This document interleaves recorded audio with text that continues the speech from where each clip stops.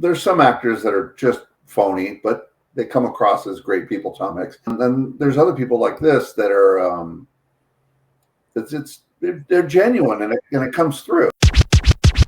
Hi, I'm Jerry Jewell. I'm a comedian, actress, writer, and here I am today, all over the place, podcast where the fun sanity never ends. Fun sanity. I like that word.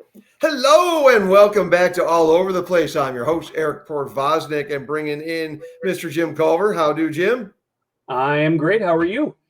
Most excellent, most excellent. And, I had the swag out earlier. I got to bring it back out for teasing. Once I bring in Mr. Marty. Hello, Marty. Also for hello. Loving the shirt there. Loving the black and yellow. Now, here's the thing. I know the popular song now, it's black and yellow, it's black and gold, correct? It's black and gold. 100%. Thank you. Trying to rewrite history. Bullshit. It's black and gold. But no, we're not going to digress down a Steelers road other than that's an awesome shirt. Dig it. Hey, Marty, where'd Jack Ham go to school? Anyway, I'll ask you another question. Where'd Jack Lambert go to school? That one I don't know. One state over. He went to Kent State. That's why I don't know. Okay, there you go. Little school in Ohio. Mac Nation. But hey, we're too much digression. We got too much fun stuff to get to with today's topic and with today's threefer. And, let's see. I want to also send some love out first and foremost to our good friends over at Danny Zalesko Presents. Don't forget to check out all your concert needs coast to coast and most specifically in the Southwest at dzplive.com/events. Also, speaking of the Southwest, make sure you go to Vinyl Record Dude. Their new location just had the official grand opening for their location on Scottsdale and Shea. And also at vinylrecorddude.com, make sure you get all of your holiday shopping for music done there. They do CDs now too, so not just vinyl and CDs. So check them out. Also want to send love out to Dan Schinder and the gang over at Drum Talk TV. Drum Talk TV Brilliance. That is their special extra. That's their membership only, and where you can have access to everything: concerts, interviews. Who knows what else Mr. Schinder has over there? But they'll hook you up when you are on Drum Talk TV Brilliance. Check it out. And also, she's not able to join us for this particular threefer, but make sure you are keeping up to speed with Miss Kathy Rankin over at Instagram.com/RushFanatic. She's always got too many things going on. Check them out. Even a couple of things. Awesome stuff from Kathy. And also, speaking of awesome, another reminder, folks, all commenters, if you're the third commenter on YouTube or on Facebook or Instagram or X, we are going to get you the keychain or a pin or a sticker all over the place where the fun sanity never ends. Let all your friends know the cool show that you're listening to or watching. Thank you again, everyone, for liking, sharing, subscribing, and commenting. We appreciate it all. This year's been amazing. Thanks to you. It's only getting better. And we'll get to the big announcement for January coming up. Not this show. Nothing's official yet, but big news on the horizon for coming up in January. And I'm looking forward to, letting you know about it. It's awesome. So I'm such a horrible tease. Aren't I? I'm a horrible tease. A teaser or is that foreshadowing? There. We'll make a rationalizing Catholic out of you yet, Marty. I like it. No, Marty, you'll never be a papist. So, anyway, but I'm very excited about our topic for this week's threefer. And can we have some music, please? Music? Anyone? Music? Dun dun dun dun dun dun dun. A John Candy threefer. You may have seen that little smile if you're watching. You can catch little bits and pieces of some John Candy characters. We are doing a John Candy threefer. Jim, I'm glad you brought this up, and I watched it when it came out on 10/10 or whatever it was in October. The documentary, I Like Me, which is available on Amazon Prime. I've known for years how much I've always loved watching John Candy's work, but that documentary, was just blew me away. And Ryan Reynolds and Colin Hanks, Tom's son, produced and directed, or maybe one of them just directed, but it was, but they produced it, and you could tell how much they are fans. And of course, Ryan being the dutiful Canadian that he is. And Jim, what did you think about it? I thought it was fantastic. I've been a fan of his obviously since the 80s when I was a kid, but it taught me a lot of new things about him I didn't know, and it just had like him. It was funny and had a real heaping helping of heart, and it really gets you in the feels by the end of it. You've gotten to know this guy, this public figure. You've really gotten to know him personally, and you really feel the depth of the loss when he passed away. And what we lost, and how many years of great performances we missed out on, and just what a great guy he was. So it was, I highly recommend it for anybody who hasn't seen it yet. And Marty, have you watched it yet? I have not. No. Well, definitely really good, especially if you're a fan. Yeah, and then like Jim, just to piggyback off what Jim said, if when you grew up when we did, whether it's late 70s when John was coming on the scene, outside of Canada, and the 80s and early 90s before his untimely passing, you just forget how ubiquitous a presence he was, and what he was, just a makeup of our movie going or TV watching, if you're watching SCTV lives. Just he is missed without a doubt. But that's what we're going to get to right now. First, we're going to celebrate the life and times and the movies of John Candy. And Jim, since you brought up and kind of put it back into my radar with I Like Me, I'm going to start with you. Take it away. Okay. I'll start with my number 3, and I'm going to start by qualifying my list just for clarity. It's not a list of the best movies he was in. It's not a list of his best performances. For me, it's a list of my favorite performances he gave, my favorite characters. So, his best movies may not be on here. Some of them are, but just wanted to throw that qualifier out there. So for my number 3, I'm going to go with a movie that was not a success, but I really enjoyed it when I was younger, still enjoy it, and I really enjoyed his performance in it. It was one of his lead roles. It was a movie called Delirious. We kind of went under the radar when it came out. It became kind of a cult hit, but it's a movie about a guy who's a writer for a soap opera, and he bumps his head, ends up in his own mind, and he ends up in this kind of dream world version of his soap opera where he as the writer, he can write the reality any way he wants.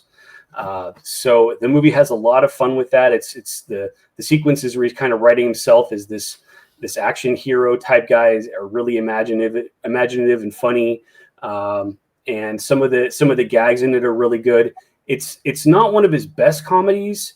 And as far as soap operas go, I mean, the satire is pretty good. I would say another movie that came out around the same time called Soap Dish is an even better satire of soap operas, but it's still a very entertaining movie. It's a lot of fun. It's got a fantastic cast. Candy obviously is great. And then Mariel Hemingway, I think I've never seen her be as funny as she is in that as the love interest. Raymond Burr, I think in his last movie is the quote unquote soap opera villain, and then a bunch of other character actors that I really liked in it, just kind of spoofing the kind of the over the top acting and characters in soap operas. And just the main, I feel like the movie doesn't explore the main concept as well as it should, but what it does really well with John Candy running around doing like the action hero thing. It's ridiculous, but it's funny, and he really goes all in on it, and he sells a lot of the gags. I think one of my favorites is where he's just done something super heroic, and he's riding off on a horse, and everyone's kind of watching him in awe as he poses on this horse and rides off. And then he forgot to ride himself back to the stable. So now that the riding's over, he has to ride the horse himself, and he's terrified and freaking out. I'm afraid this horse is going to throw him off. And it's yeah, those kind of gags just crack me up, and they're really well done. And it's just he had such a persona of this kind of person that such an everyman, And he, the kind of person who really shouldn't be a leading man, theoretically shouldn't be, in the age of action hero types. And this was kind of a perfect example of that. The difference there between who he was and these kind of leading roles and so it really explored that and was just a fun movie. So I really enjoyed that one. Again, it's not one of his bigger hits, but I enjoyed it. It was a really fun movie. So that's my number 3. Yeah, I think I saw it once, maybe twice, but parts of it twice probably. But I thought it was great. I haven't watched it in a long time. I'll check that out again. I saw it on the list. I've seen bits and pieces through the years, so I noticed it after watching I Like Me. Amazon must have gotten the rights to a bunch of his other movies because that is now you can watch it on Prime. Perfect. I didn't know that was on Prime. I'm gonna have to rewatch it. It's one of those movies that was always on TV when I was growing up. After it came out, it was just always on cable or somewhere, and so I watched it. I watched it all the time, but it's been quite a while actually since I've seen it, so I have to check it out. Marty, to you. All right. Well, this one is it wasn't a big role. I mean, it was medium role. He wasn't one of his star movies, but it was one of my favorite that he was in, and it's Stripes. Not a big surprise to anybody, as none of mine will be.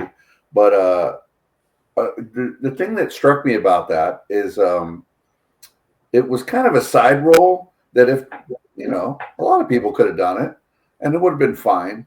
But John Candy had a way of catching your eye and getting your attention, and just the way he interacted with the guys, it felt very natural. Like this big guy would be doing exactly this. And I mean, he even had he had little jokes here and there throughout it that it was just a guy screwing around. It was just a guy there. He wasn't exactly happy to be there either, and he was just he just reminded me of so many people that I've known in my life that are just talking shit. Just like whatever situation that character is in, he's going to just be that. He's just going to talk shit and try and be fun, and it was just really good. And before I go any further, I know I sent it to you two guys. Did you the Tiny Lister interview? Yes. And I've read a bunch of other people saying basically the same thing, that this guy is an outstanding human being. He's just one of the best. And he said, my favorite guy. Like he was all in on it. It wasn't even close. And I think that translates. And that's because there's some actors that are just phony, but they come across as great people, Tom Hicks. And then there's other people like this that are they're genuine, and it comes through, and it's his personality permeates his characters. And I just he's everything I've heard from interviews and stuff about the guy. He's just a solid. That's one thing that comes across big time in the I Like Me documentary. Yeah. And the stories you hear for years and years, but then to have it just hit home more while you're watching footage of John backstage with this stuff. And I'm glad you brought up Stripes, because I didn't realize that he and Bill Murray came up together. They were both starting at the same time, like the Second City stuff in Toronto, right. and Bill was in Chicago. And sometimes there would be some crossover from those two cities. And for Bill to make sure that he had John in Stripes, great. Whether or not that was the case, but it seems like a solid thing that friends would do for each other. Yeah. I'm guessing when they were casting it, hey, John Candy, that's a good dude, man. And Harold Ramis as well with it, and then the stuff he did with SCTV. Yeah. Looking out for their guy. Hey, he did a little bit of a, Adam Sandler thing. Yep. Okay, here's my list of friends. Put them in the movie. Yeah, absolutely. Eisenhower, us going. How's it going, Eisner? To your point about what a nice guy he was, I mean, yeah, that definitely comes through in the documentary and some of the stories we've heard. These days they talk a lot about like the death of the movie star and there's a lot of reasons why movie stars are kind of dying out as a concept. I think a big one is just the internet and social media has kind of ruined the mystery of celebrities. We know too much about them. They shoot their mouths off too many times. Their personal dirty laundry's out there for everybody to see, and we just see these people as human beings, and a lot of times it ruins our image of them, and other times it bolsters our image of them. Like somebody like Keanu Reeves, who's had his career ups and downs, but he's just proven to be such a good person through it all that people just love him. Just such a wholesome, decent guy. And I think that if John Candy were still around and he living in the social media age, and he had that kind of interaction with the public, I think he would be held in a similar esteem as Keanu is, where, his career would have had a lot of ups and downs, but I think people would, that basic humanity and goodness that he's shown would really come through in his personal image, or his public image rather. That kind of would have carried him through, because, like you say, it was less known back then what these actors were doing behind the scenes. And nowadays there's a spotlight on all of it. So I think a lot of his good deeds would be front and center. And I think that he would have a very positive public image, regardless of where his career is. Another thing that, the movie starts out, or I'm sorry, the documentary starts out with Bill Murray saying, I want to think of something bad to say about the guy. Yep. I can't. I'm searching. And again, and Bill, and I'm glad it's all Stripes related stuff now with Bill Murray, but John and Bill, they always remember, they treated people with respect and kindness on sets. Everybody from the lowest PA to the director treated them the same, because, we used to struggle for work as well and struggle to eat as well. And they remember that. Yep. Canadians and Midwesterners got it. And there's John and Bill in a nutshell. But I love Dewey Oxenberger. Love that call, Marty. Love it. Yeah. Yep. It was a small role, but he was great. But he made it. Every second on screen with him was excellent. I mean, you can go into a lot of different scenes, a lot of jokes, all the way to being in the strip club. Just a lot of good fun from a good dude. Really dug it. Yes, 1,000 times yes. I'm going to stay in the same time frame. This was a year or two later, and that would be his role as Tom Hanks's brother, Freddie, in Splash. This is where he expanded more than he was given more screen time than what he had in Stripes, and just the guy's hilarious, and just the manic counterpart to Tom Hanks is more stoic guy, and the racquetball scene, legendary already, and then once you hear the story behind it in the documentary, takes it to a whole other level. I won't get into it now. Just watch this documentary, folks. Jim and I are going to be bound. I'm sure there's so much to say about how amazing the documentary is. And yeah, watch it. What the hell's wrong with you people? Yeah, what's wrong with you people? And you got to see not just slapsticky and trying to be yucking it up, John Candy in that. There were some really good poignant moments in that where you got to see him on a more human level, for lack of a better word, and relatable, and not just being a physical or yuck it up comedy guy. Love Splash, and he's a big part of it.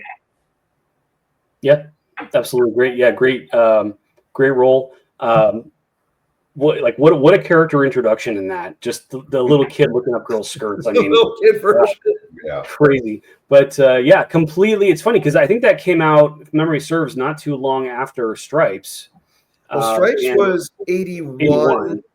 And if I'm not mistaken, Splash was 84, maybe 83. But I want to say my gut's going with 84, if I'm remembering right. not too long after, but a complete 180 from that character. I mean, the character in Stripes was just such a laid back, regular guy. And then this guy was just completely off the wall, larger than life, totally over the top character. So, just those two movies, you can really see, early on in his career, you can see how much range he had. And he was obviously put into boxes a lot with what he could do. But yeah, just early on, you can see a lot of how much range he had there. Johnny Toronto coming at you as Freddy. All right, Jim, to you for your second John Candy pick. Okay, so for my second, this could have been number one. It was close, but this is definitely number two for me. Cool Runnings, Coach Irv. Very cool. Such a fun movie. Just a kick of a movie, and he fit into that perfectly. I think if I remember right, I remember hearing about his passing right before I went and saw that in theaters. Mm-hmm. So it kind of cast a pall over it. But yeah, he was so good in that movie. Just such a he usually didn't play someone that unlikable at the beginning because he was just kind of this burnt out shell of a man. But just seeing how he kind of comes back to life and regains kind of his enthusiasm for the sport. And man, that speech he gives. I mean, everybody talks about some of his dramatic work in some other movies, but that speech he gives, kind of atoning for what he did in the past and asking for people to give his new team a chance. I really think that's some of his best dramatic work. It's so good, and it's not over the top. It's not meant to be rah-rah inspirational. It's just really powerful emotional stuff. And I really, that's one of my favorite scenes he ever did. I love that little speech he gives. It's really good. So, and that Cool Runnings was on my honorable mention list. So yeah, And then, by the way, that was his last hit movie of his career, and he was already planning on making a sequel when he passed away. Ooh, did not know that. Really? Yeah, so, yep. So it's one of many movies that or roles that we were deprived of, sadly. Well, we'll get to that a little bit later, folks, in our modified plus one tonight. But yeah, we're all teasing, so I'm throwing out some teases too. I like it. Oh, big teaser! You big teaser. We'll get to John Hughes stuff later too. On that note, So Marty, to you for your second pick. All right. Well, again, it's not a big stretch, not a big surprise to anybody. But I love this. It's my second favorite John Candy movie for a reason, and that's Uncle Buck. The ne'er-do-well uncle, doesn't really know what the hell he's doing. Doesn't know shit about kids. He's just winging it. And I just watched that thinking, man, I know guys like that they don't know a damn. And this is a while back, obviously, 89, I think. Yeah. I was freshly married and, starting a family, but it was hilarious for me because I was like, I don't know any of that shit either. I was a young guy, and it was just loved how he just went for it. He was like, well, I don't know what I'm doing, but I think this is right, and I'm going to go for it all the way. And it was just really good. And the love interest and that whole part of it had a little spice to it, but there was so many good little jokes. The thing with Nat Bug, like, that was cool. The little joke about that, and the principal that with the mole, that was just. I mean, there's so many, and he was, that was where he was like starting to show you in the movie that he's a big fuck up, but he gives a shit about these kids, and he's a good dude, and he's and he mentioned her or any other kid, so he was just a protector kind of guy, and then which you saw with the clown, that was I love that. Have a couple pops freaking over. It was just whoa, what are you, Mother Cabrini? Yeah.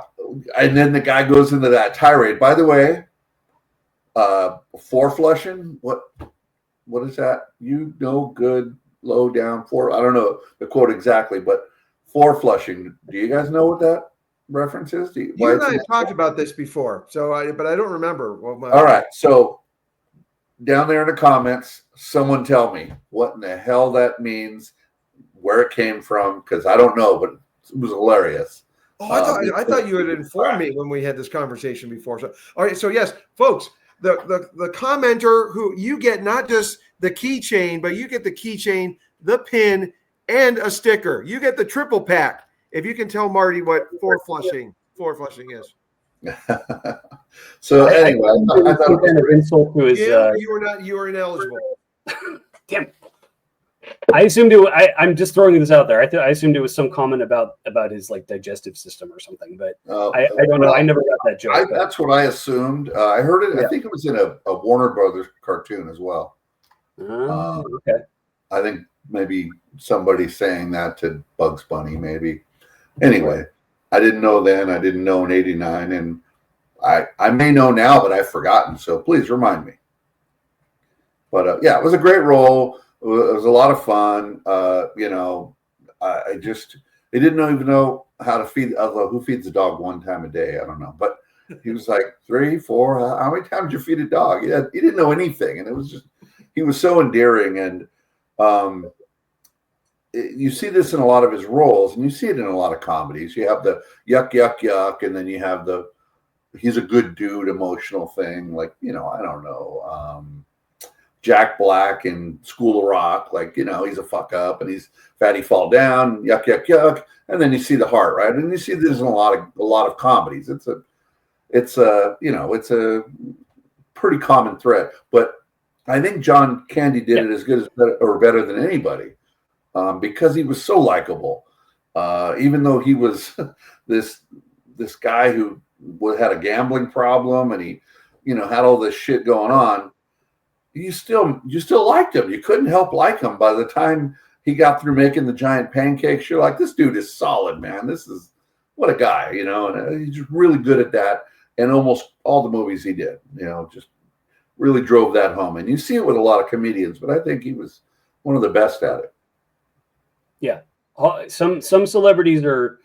I'm not going to name any names. Some actors are good at acting like they have a heart of gold and selling that, but you know, but it's acting. But with him, I don't think it was acting. I think that's who he really was. He really cared about people. I mean, even, you know, you could see his chemistry with Macaulay Culkin in that. You could tell he really was being like an uncle to that kid.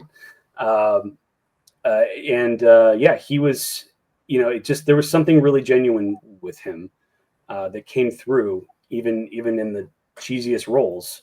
You know, he genuinely cared about people. He genuinely wanted to do well at what he was doing, and it really showed through. And you know, he had issues, and you know, he was a bit of a slob and all that, but he was a slob with a heart of gold, and that's why he was perfect for those kind of roles. And if you're a good dude, it comes through. It just does. Exactly. Yep. Well, I'm staying quiet for right now on this one because you'll hear from me later on it. So that's what I figured. So for right now, though, I'm going to go to my second pick, which I'm sure is somebody else's number one. So I won't get. I'll probably mine. Roll with it. But Planes, Trains, and Automobiles, which, I mean, you're talking about running the gamut on everything that guy could do. But I think this one, a lot less on the yuck, yuck, yuck stuff. And just here was a guy just painting the portrait of life as a salesman. And always trying to hustle it, and being able to portray this confidence where down deep he's a hurt man on the inside.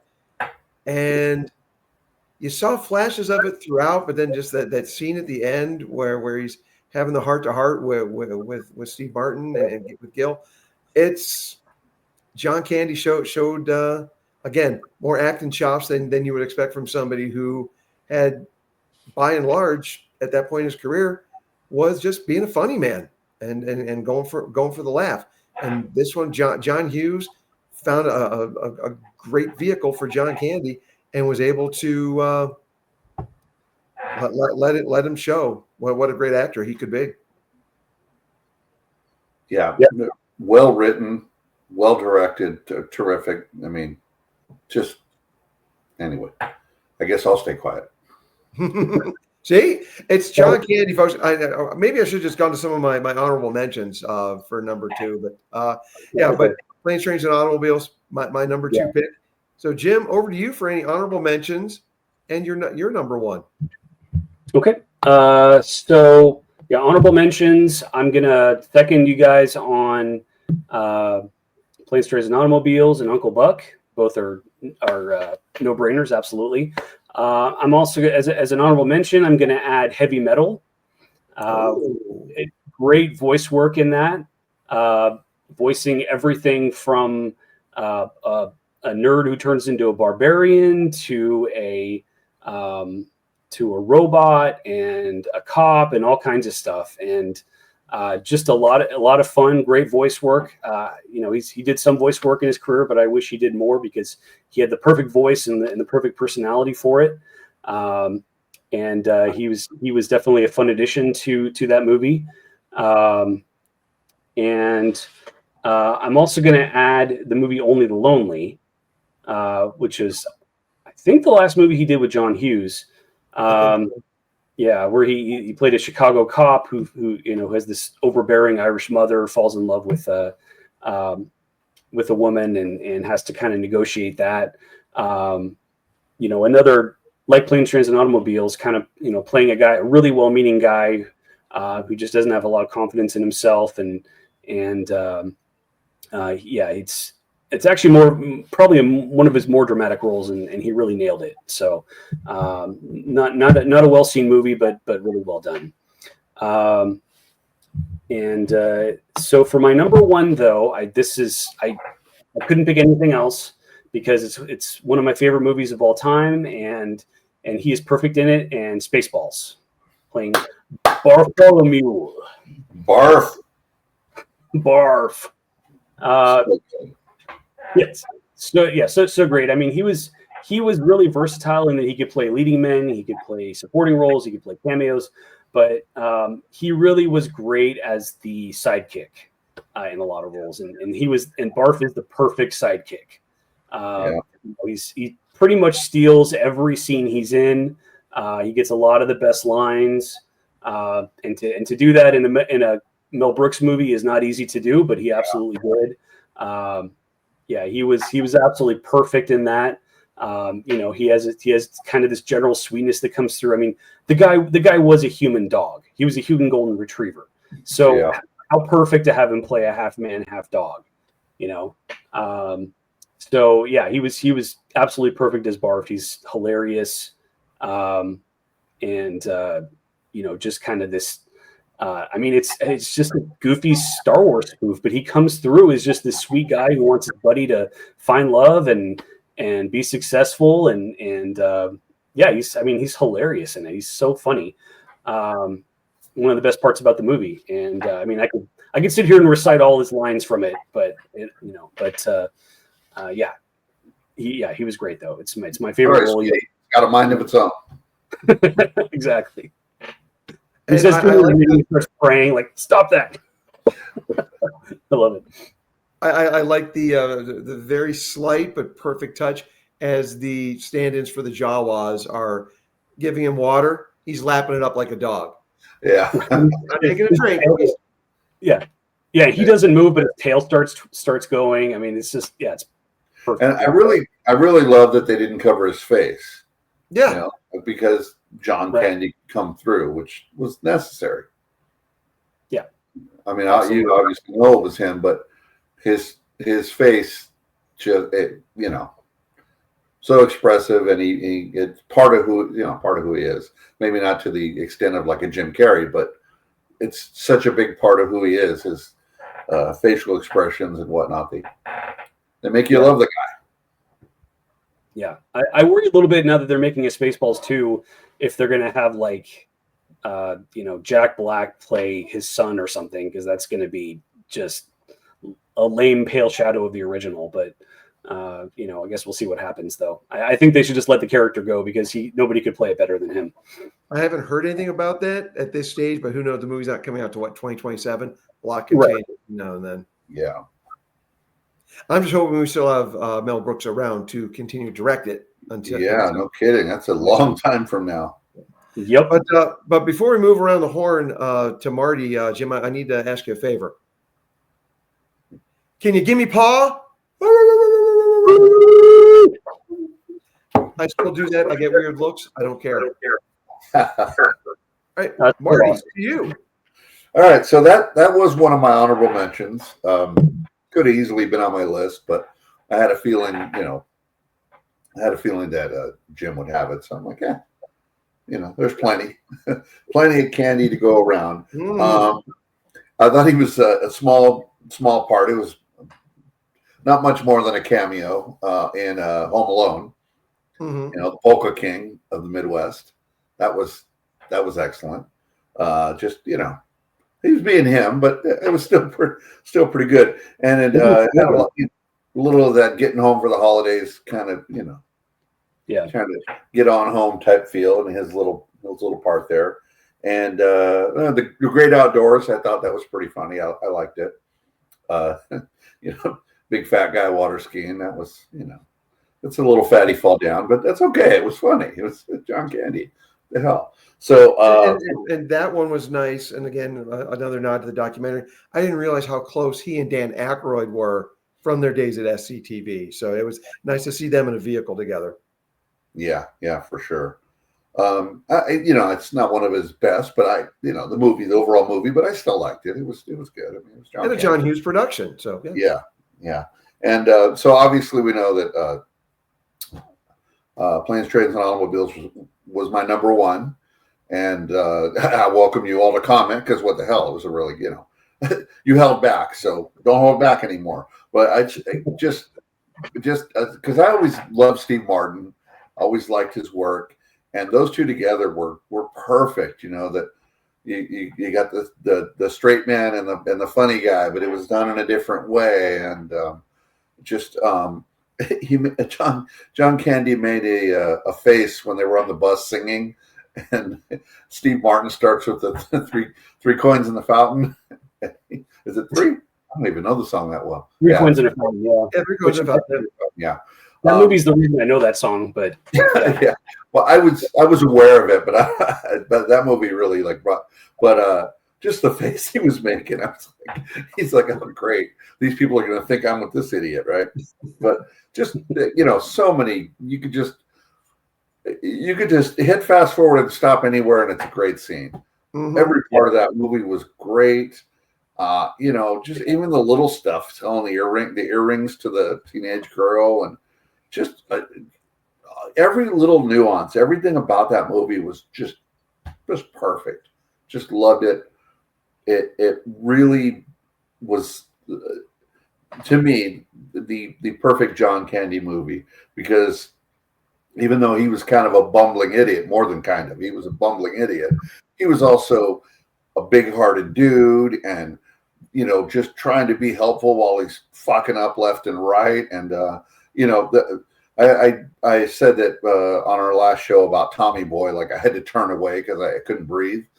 The scene where his jacket is caught on the seat, I couldn't take it. I couldn't breathe. I was starting to feel dizzy because it was just so well done, and he's like, okay, I got it. Okay, just steering with his knee, like, he's so good. He's just everything. So, anybody who's been on a road trip knows you never stop, no matter what's going wrong. No, you gotta keep moving. You gotta keep moving. It's all about making good time. We've discussed that on the show before. Absolutely. Yeah. By the way, speaking of that, I have crossed over to, at my age now, to, unless I really, really have a good reason, I don't give a shit how long it takes me to get there. I spent my whole life trying to make good time, and I finally crossed over, and I don't give a shit. I don't care. I will get there when I get there. I don't need to explain how well I did and how I'm finally over it. I feel born again. That sounds like quitter talk to me. Yeah, see? And what are you, 12 years younger than me? That's why. Right now, you still got kids, you got things to do and places to be. And I'm going to make a cross country trip here pretty soon. I'm going to take 5 to 8 days to do it because I don't care. I'm going to drive until I feel like not driving or see something interesting. So anyway. And then a few months after that, you and I are going to make good time. Well, we'll see. Right. I'm going to win you over. I'm going to show you. This is a big segue into nothing at all. I'm going to show you the value of just cruising along. Well, no, I get it. I just choose not to do it anymore. Hey, this is interesting. Let's just stop here and do this. I can flip the switch whenever I want now.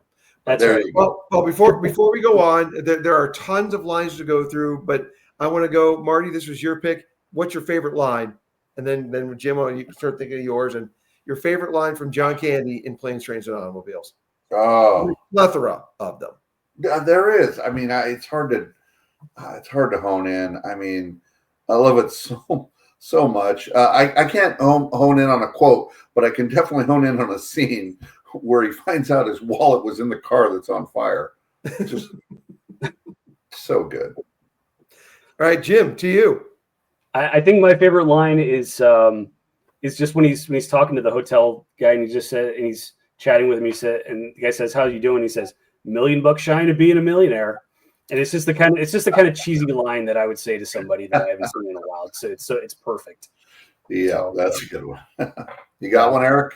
I do. A few are rifling through my head, but I think I got to go ultimately with he's proud of his town. You don't get that much these days. Doobie, do you know when we're going to get there? Well, your friend says he hasn't seen this place. He's never been here before. Does he know it's dark out? He's proud of his town. Don't get that much. No. Ain't seen with Doobie. Gotta love Doobie. So, yeah. Yep. All right. Well, I'm going to go through my honorable mentions very quickly. And so many have been brought up already, but a role that I forgot was written in after the test audiences did not like the original ending for Vacation. They brought John Candy in. They wrote that scene, and Harold Ramis, who wrote Vacation, brought his buddy back in and said, "Hey, we want you to do like it's a variation on a character that he did on SCTV, and great in that. Add a good punch to it." Talking to Rusty, I get sick. Rusty, love that. Just him being a little silly. Also silly but fun. Very quick. A cameo in Little Shop of Horrors. Blues Brothers. I brought up the Orange Whip. 3 Orange Whips on the show before. And another one I started rewatching recently because it came up with all the other John Candy movies last month. I love Brewster's Millions. That's a very underappreciated. Oh man, how did I forget about that? Oh, love that. Oh, love it. That was so good. Great movie, and it's what a good buddy. Yep, he's a great sidekick in that movie, and watching two funny men riff off of each other, great stuff. And also, I in getting ready for this show, I stumbled across on YouTube when he was playing Orson Welles. I'm not sure if he had done it before on SCTV, but I saw he was on a Billy Crystal special, and he just came out and riffed as Orson Welles. And it was something will go wrong, but he stayed in character, riffing with the audience, riffing with Billy Crystal, and just highly recommend looking up John Candy's Orson Welles on YouTube. That was great. But for number one, I'm dressing this way for a reason, folks. This is Talking with Kevin at the table, getting grilled, and I'm going with Hubie, Uncle Buck. Hell yeah, Buck Melanoma. Buck Melanoma. Major Russell's Ward. Did I say it? Love it. And so many great scenes in that one. And Marty, you said it earlier, Marty. I think he already knew how to be a great protector because you remember early on when they're at the bowling alley, and Pal's coming over trying to hit on Jean Louisa Kelly. What's her name in the movie? Tia, hitting on Tia, and he knew what to do. He was ready. He had the big breakfast for him his first night there. Who are you? I'm your Uncle Buck. But he was still the big kid at that stage. Yeah. And but now just throughout again, this is John Candy and John Hughes working so brilliantly together. A movie that Hughes wrote specifically for John Candy. It's so obvious. It's just the character beats, that everything that he was able to do in that role. Love Uncle Buck, number one, and far too many quotes, but I'm reminded this because I don't know if it's my favorite quote, but it's definitely my go-to. Oh no, not to kill, just to maim. Maine. Very, very cool. That's a great line. I think my favorite sort of a cameo or supporting actor in there was his car. I love that. Oh yeah, Bang. 1, 2, 3. He knew when it was going to explode. Oh yeah, yeah. Because it's probably been doing that for 2 years. Yeah, Your if you remember the car's on 80s, fire. you No, just an oil problem. Yeah, so Yep. good. Love Yubi, Uncle Buck. That's my all-time favorite John Candy role. Love it. Yeah, so good. So I can't believe nobody mentioned JFK. Wow, I thought somebody was. What? I may just edit that out because that's where we're going right now. To JFK? we're on the airport. This. I'm not going to edit this out. This is all over the place. We stumble over each other. We have fun, whatever. But right now, what we're going to our +1 with John Candy, since obviously he was taken from us far too soon. And again, watch the documentary. This was a guy who lived always thinking that he was going to die. He lost his father. His dad died. I think he was 35 years old. He died on John Candy's 5th birthday. Heart problems, and he was another big guy. So it was hereditary. He knew that there was his weight or just being out of shape, whatever it was, is going to be a problem. So, but still taken from us way, way, way too soon. But our +1, and Jim, I believe you brought this up, a great suggestion. Where would we have liked to have seen John Candy go, or what role would we have liked to have seen him in if there's one specific role? So, Jim, I'm going to keep it going around the horn and hand it over to you. Okay. So, there have been a lot of roles, obviously, that have been attributed to him as potential roles after he passed. He was attached to all kinds of things. Supposedly, he was considered for roles in Goodfellas and Pulp Fiction. Goodfellas would have been before he passed, though. Well, yeah, but I mean, he was being considered for those kind of roles. Okay. I'm sorry, guys. Okay. Yeah, kind of like Chris Farley was just starting to work on projects that were going to kind of expand his range when he passed. Mm-hmm. Same thing here. Obviously, right. And again, I apologize if I step on anybody's picks here, but he was considered obviously for Confederacy of Dunces, which is kind of a cursed project that a lot of other actors like him were attached to before they passed. So there's a pretty wide range. So this one for me, though, to me, this is the most interesting one that I would have liked to have seen. For a while, he was not attached, but Stephen King said that he wanted him to play the role in the movie version of Thinner that was made. And I enjoy that movie. It's not one of the better Stephen King movies, but it's just fun trash, basically. But it's a fun movie. If you haven't seen it, it's about an overweight guy who gets cursed and slowly loses weight over time from this supernatural curse that kind of eats away at him into down to nothing. It's pretty classic Stephen King stuff. The movie that got made, it was pretty good. It had Robert Burke, character actor who also played RoboCop, in the role with a lot of prosthetics and things like that. To have a really good version of that movie with John Candy would have been really interesting. And what year was that? When it came out in 95, I think, or 96, probably 96. A movie like that where he had to lose all the weight might have saved his life. Yeah, it might very well have. And I'm not sure exactly how they would have made that work, but yeah, he probably would have had to lose at least some weight for it, maybe a lot. And yeah, that might very well have turned things around. I think at the time when he passed, he was trying to lose weight, but he was still smoking and drinking and things like that. So, if he'd been able to kind of turn into the skid a little bit better and work harder, he might have been able to save himself. But he could have lost a lot of weight for that. And I think it would have been really interesting. I've never associated John Candy with horror, obviously, but so that's what makes it interesting. I never associated him with something like JFK till he was in it. So, so I think that would have been a really interesting thing to see. So that's kind of, I feel like that's the one that we really missed out on by not. That's a good call. A genre that he never really touched on. Yeah. So. All right, Marty, to you, where would you have liked to see John Candy go in a role that specific role or just in general? Well, it was a little later, and he might have been a little too old for it, but maybe not. It could have been written a little differently. But it was the only thing about this show that I didn't absolutely love, and that's Schitt's Creek. Him in the Chris Elliott role. Nothing against Chris Elliott. He's fine. I'm not a huge fan, but he's fine.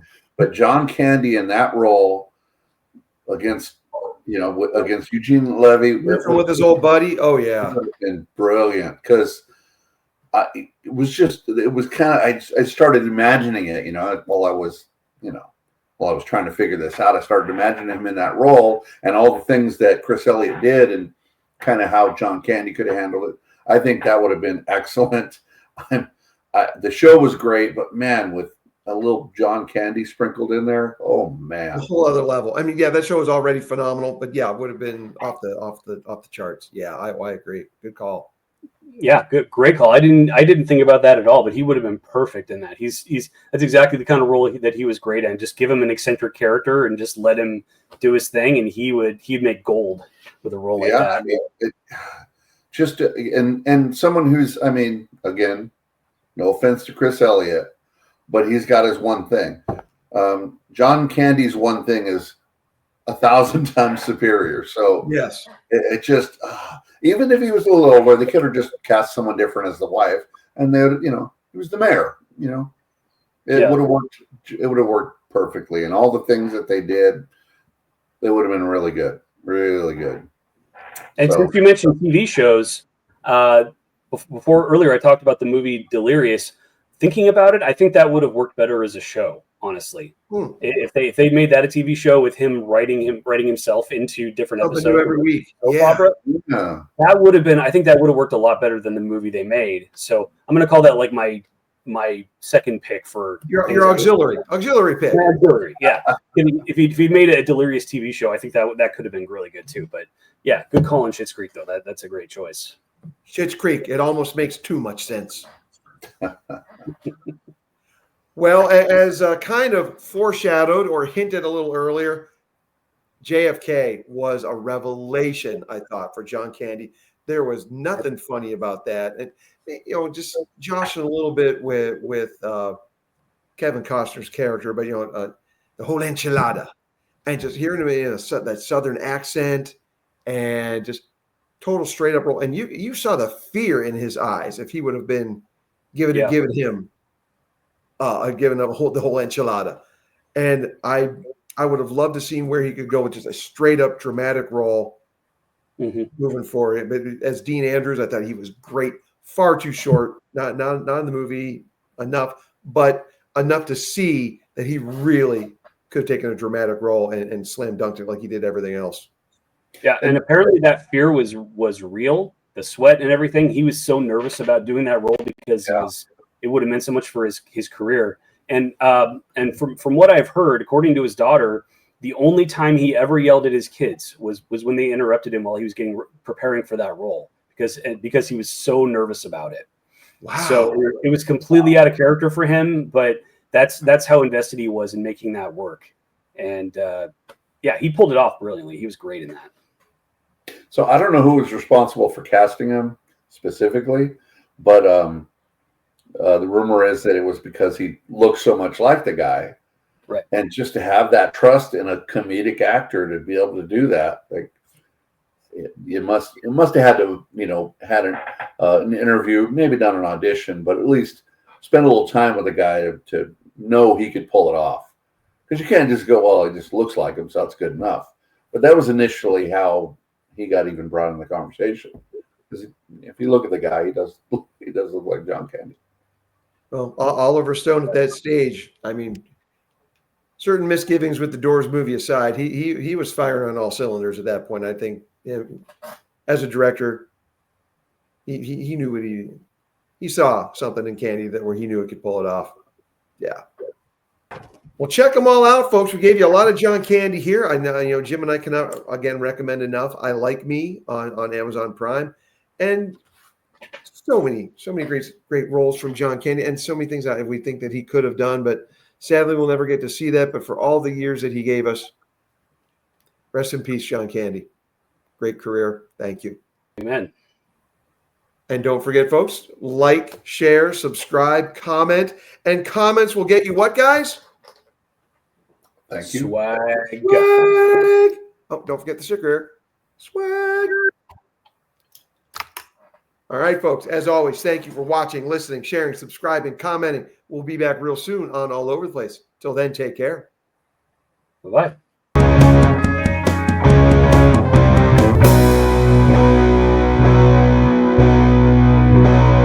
All Over the Place, where the fun sanity never ends.